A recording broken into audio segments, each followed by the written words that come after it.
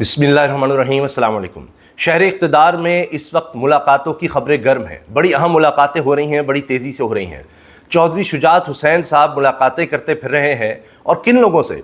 उन लोगों से जो मौजूदा सेटअप के बहुत मुखालिफ है, शदीद तरीन मुखालिफ हैं। मुखालिफ भी ऐसे कि टेलीविज़न पर बैठ कर मुखालफत करते हैं, जो इस्टेब्लिशमेंट के बहुत करीब रहे हैं। मुशाहिद हुसैन सैयद साहब, मोहम्मद अली दुरानी, इनसे मुलाकातें कर रहे हैं चौधरी शुजात हुसैन काफ लीग के रहनुमा। पहले उन्होंने परवेज़ इलाही से मुलाकात की है। इन मुलाकातों के पीछे क्या चक्कर है? साफ़ियों से भी मिल रहे हैं, पार्लियामेंटेरियन से मिल रहे हैं, सीनियर लोगों से मिल रहे हैं। हो क्या रहा है? क्या चक्कर है? हुकूमत में होते हुए, हुकूमत का साथ देते हुए, हुकूमत के मुखालिफ लोगों से मिलने का क्या मतलब है? ये बहुत बड़ा सवाल है। इसका जवाब तलाश करेंगे। इस्लामाबाद में इस वक्त सबसे बड़ी खबरें यही हैं कि जलसे के लिए क्या हो रहा है, जलसे की तैयारी किस तरह से चल रही है। लोग जलसा गाह में बार बार पहुंच रहे हैं। अभी तो जलसा शुरू होने में काफ़ी वक्त है, अभी तो 24 घंटे से ज़्यादा वक्त बाकी है, लेकिन फिर भी आप देखिए कि वहाँ पर कितने लोग पहुँच रहे हैं, किस तरह का जोश खरोश लोगों में देखा जा रहा है। एक और बड़ी दिलचस्प खबर आई कि इस दफ़ा अली अमीन गंडापुर के कहने पर, अली अमीन गंडापुर वज़ीर आला खैबर पख्तूनख्वा के कहने पर जगह तब्दील की गई है, यानी इनकी ख्वाहिश पर। और ये बताया जा रहा है कि जहाँ पर मवेशी मंडी लगा करती थी, मवेशी मंडी इस्लामाबाद के मकाम पर जलसा अब होगा। और अली अमीन गंडापुर की मुदाखलत के बाद पीटीआई के जलसे की जगह तब्दील की गई है। तो इसका मतलब है कि वहाँ पर इनको आसानी है, जगह ये समझते हैं कि वो ज़्यादा बेहतर है, और अब उनसे इस बारे में ताउन भी किया जा रहा है। तो देखिए, एक तरफ जलसे के लिए ताउन शुरू हो गया है। एक और ख़बर यह है कि जलसे की इजाज़त के लिए अदालत से रुजू कर लिया गया, क्योंकि पूरा प्रोग्राम है इनका। हुकूमत ने तो कानून बना दिया कि इजाज़त के बगैर अगर कोई जलसा करेगा तो 3 साल, उसके बाद दोबारा करेगा तो 10 साल सज़ा होगी। मगर लाहौर में दीगर जगहों पर जलसे के लिए अब पहले ही रुजू किया जा रहा है, ताकि पूरा एक प्लान है। ये कोई पहला जलसा नहीं है। हाँ, 9 मई के बाद इस्लामाबाद में यकीनन ये पहला जलसा है, लेकिन आगे पूरा प्रोग्राम है। हैरानकुन बात यह है कि इमरान खान साहब जेल में होते हुए बाकायदा प्लान बना रहे हैं। प्लान क्या बना रहे हैं कि आते ही, हुकूमत में आते ही, प्राइम मिनिस्टर बनते ही क्या काम करने हैं। मैं क्यों कह रहा हूं हैरानकुन बात? क्योंकि ये सियासी रहनुमाओं में ये चीज़ नहीं थी। वो जेल में जाकर, चले मियां नवाज शरीफ की मिसाल लेते हैं, वो जेल जाते ही सबसे पहले ये करते थे बाहर कैसे जाना है, यानी मुल्क से बाहर कैसे निकलना है, लंदन की प्रवास के लिए डीलें कैसे करनी है, एनआरओ का इंतज़ाम किस तरह करना है, वो ये काम किया करते थे। मुलाकातों का किस तरह से हो जाए, खाने पीने का इंतज़ाम हो जाए, घर से खाना आ रहा है, मुरगन ग़िज़ाएँ आ रही हैं, और अपने ज़ाती डॉक्टर्स आ रहे हैं मुसलसल, हर वक्त 12-12 घंटे मुलाकातें चल रही हैं। सहूलतों का इंतज़ाम कैसे होगा, वो डील की तरफ भागते थे, मुल्क से जाने के लिए इंतज़ाम करते थे। यहाँ इमरान खान कह रहे हैं कि मुल्क के मसाइल क्या हैं। वो कहते हैं मैं शुक्र करता हूँ। अंदाज़ा लगाइए, जेल जाकर वो कह रहे हैं मैं शुक्र कर रहा हूँ कि मुझे कुछ वक्त मिल गया, कि मैंने मुताला किया कि आप मुल्क को बेहतर कैसे करना है, ठीक कैसे करना है। और 3-3.5 साल जो मिले, वो तो अब 2019 से ही साजिशें शुरू हो गई थी। वो तो खुद अब नून लीग भी मानती है। उन्होंने इस्टेब्लिशमेंट से साजिशें शुरू कर दी थी इमरान खान को हटाने के लिए।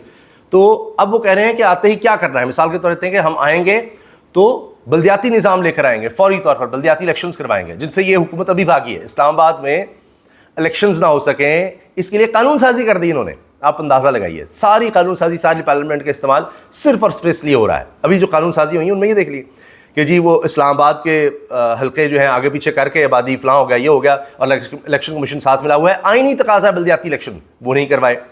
अब ये 3 साल सज़ा, 10 साल तक सज़ा, जी आपने जलसा किया तो वो देख लीजिए।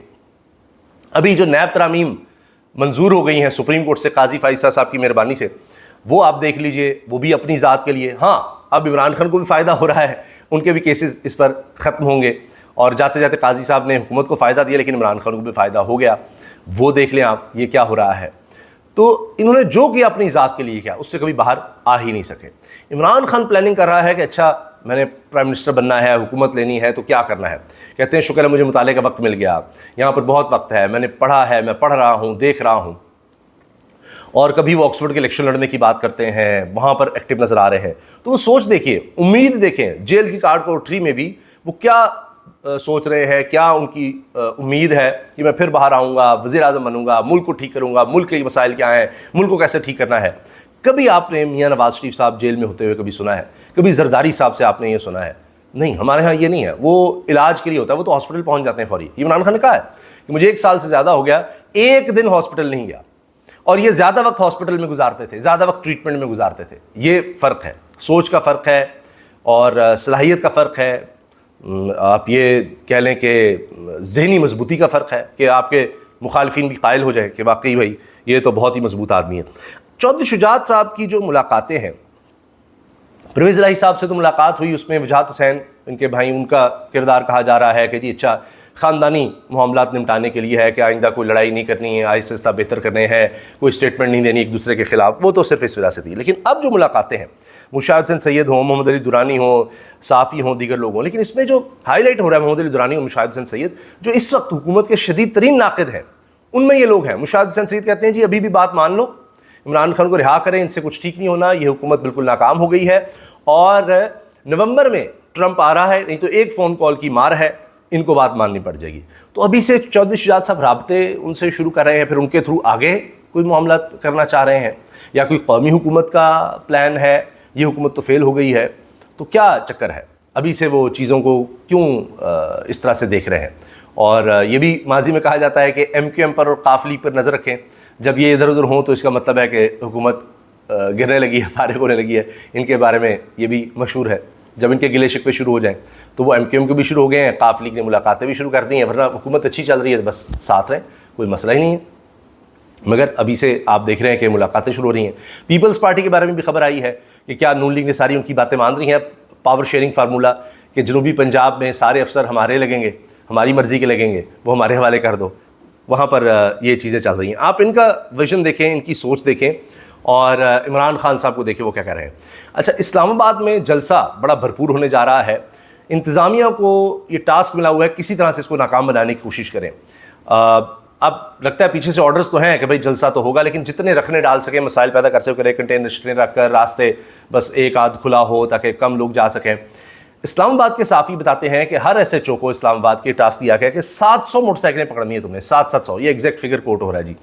और ज़ाहिर है कि वो नौजवान जो लगेगा तहरीक इंसाफ के, उनको पकड़ना है, उनकी पकड़ दकड़ करनी है, तो ये उनको टास्क मिला हुआ है ताकि कम से कम लोग पहुँचे। मुनीर फारूक साहब ने शाहजेब खानज़ादा के शो में कहा है, जनरल फैज़ महफिलों में खुलेआम फ़ौज की क़यादत पर तनकीद करते और ये तासुर फैलाते पाए गए कि फ़ौज की क़यादत तनहा है, इनके साथ कोई नहीं है। यानी जनरल फैज़ हमीद साहब जहाँ जहाँ जाते तो कहते थे फ़ौज की क़यादत तनहा है, इनके साथ कोई नहीं है, अकेले रह गए हैं, और यानी निचली जो रैंक के लोग हैं उनके साथ नहीं है और इनके साथ कोई भी नहीं है। जनरल फैज़ को इससे रोका भी गया, लेकिन वो नहीं रुके और फिर ऐसी चीज़ें हो गई जो किसी ने सोची भी नहीं थी। मुनीर फारूक, अब मुनीर फारूक साहब ने जो खबर दी है इसके मुताबिक तो वो जो टॉप सिटी है या दीगर मामलात वो अलग हैं। असल कहानी ये है कि ये फ़ौजी क़यादत पर तनकीद करते थे, इनको समझाया भी गया तो ये बाज नहीं आए। तो अगर ये बातें थी तो फिर वो इमरान खान का मामला कैसे जुड़ेगा। बात तो ये तनकीद कर रहे थे, उसमें आप इमरान खान को कैसे जोड़ेंगे रिटायरमेंट के बाद। अगर ये फ़ौजी क़यादत पर तनकीद कर रहे थे तो इमरान खान तो उसके बाद जेल में थे, तो अभी तक कोई इस तरह पर स्टेटमेंट भी नहीं आई। लेकिन ख्वाहिश यही है इमरान खान की मुखालिफिन की हुकूमत की कि किसी तरह से फैज़ हमीद के साथ इमरान खान का भी कोई मिलिट्री ट्रायल हो जाए तो मज़े आ जाएँ, बहुत ज़बरदस्त हो जाए। अलबत्ता जावेद चौधरी साहब ने ज़रूर कहा है कि अदलिया के गिरद भी घेरा तंग होगा, इसे पता नहीं और कितना तंग होना है, और ये कहा जाएगा इस्टेब्लिशमेंट की तरफ से कि जी हम अपने लोगों को पकड़ रहे हैं, अदलिया भी अपने लोगों को पकड़े, और जिनके पास अमेरिकी नेशनैलिटी है, डिग्रियों का मसला है, ये लोग आते जाते कैसे हैं, आप इनको करें और बराह रास्त इन पर प्रेशर आएगा। तो भी पता नहीं और कितना प्रेशर बढ़ना है, लेकिन देखते हैं कि काजी साहब के रिटायरमेंट के बाद प्रेशर कहाँ से किस तरह से बढ़ता है और ख़ास तौर पर अदलिया की तरफ से क्या रिएक्शन आता है।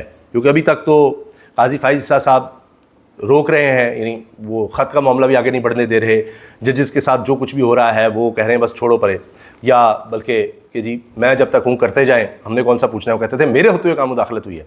अभी इंसदाद दहशतगर्दी के जज के साथ जो हुआ तो वो सबके सामने है, ये चीज़ें चल रही हैं, हो रही हैं। अभी ये भी खबर आ रही है कि जी सामान की तरसील जलसे के लिए जो हो रही है उसमें भी मसाइल हैं, लेकिन जलसा तो होगा जनाब। अब सारी खबरें इसी तरफ है कि जलसा होगा, लेकिन सबके लिए हैरान कुन ये है कि इमरान खान जेल से जो स्टेटमेंट्स दे रहे हैं वो पीछे नहीं हट रहे। तो डील का तो बिल्कुल कोई इम्कान नज़र नहीं आ रहा। वो कहते हैं कि मैं वक्त यजीद की ग़ुलामी कबूल नहीं करूँगा, चाहे मुझे यहाँ जेल की कोठरी में मौत भी आ जाए।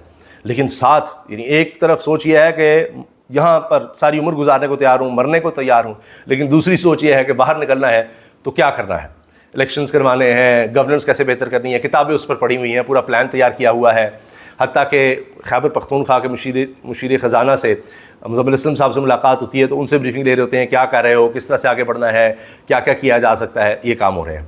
तो बड़ा सोच का फ़र्क है। तो देखते हैं कि क्या होता है, क्योंकि अब तो नैब के केसेस भी ख़त्म होंगे, उनको पता नहीं नए सिरे से किस तरह से किया जाएगा, कब तक। ये तो अब एक दौड़ लगी हुई है, क्योंकि मेन केसेस तीनों ख़त्म हो चुके हैं। आगे अब बस एक कोशिश है कि जितना इसको लिंगर ऑन कर सके। लेकिन मोहम्मद अली दुरानी साहब या मुशाहिद हुसैन सैयद साहब तो यही कहते रहे हैं कि ये सब केस गलत हैं जिनसे चौधरी शुजात मिल रहे हैं और इमरान खान को जल्द रिहा हो जाना चाहिए, फ़ौरी रिहा होना चाहिए, इसके अलावा हल ही कोई नहीं है। वो कह रहे हैं इमरान खान कैदी नंबर 804 की रिहाई के अलावा हल है ही नहीं, कोई स्टेबिलिटी नहीं आ सकती, कोई बेहतरी नहीं आ सकती, मुल्क में ये लड़ाई ही चलती रहेगी। तो अब उनसे चौधरी शुजात मिल रहे हैं, तो देखते हैं कि अब किस तरफ चीज़ें जाती हैं। अल्लाह हाफ़िज़।